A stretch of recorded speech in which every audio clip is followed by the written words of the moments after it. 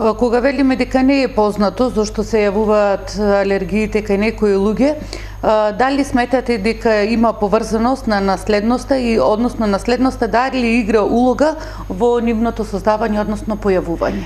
Значи, прво прашање кое што педијатар особено ќе постави, веројатно интерниста, при контакт со пациент кој што има алергија, е дали во фамилија имало алергии, астма, хроничен бронхит, болести кои што настануваат на алергиска база.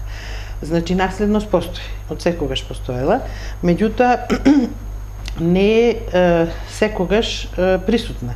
Значи, има фамилии во кои што постојат алергии, тие се повторуваат во генерациите, не кај сите, кај поединечни членови, меѓутоа има и таму каде што никогаш немало алергија во фамилијата, значи тоа опширно се испрашува мајката на детето или пациентот, немало алергија во фамилија, а се случува да го добие. Причината позната, непозната, мислам, причината е воглавном во нарушена равнотежа на организмот од одредена причина. Значи, може да е тоа стрес, може да е тоа некоја вирусна болест, бактериска болест, воглавном причина која што кај човек што дотогаш никогаш не немал алергија, довела до нарушување на равнотежата на организмот и во тој момент човек кој никогаш не бил алергичен станува алергичен на одредени работи, на една или повеќе.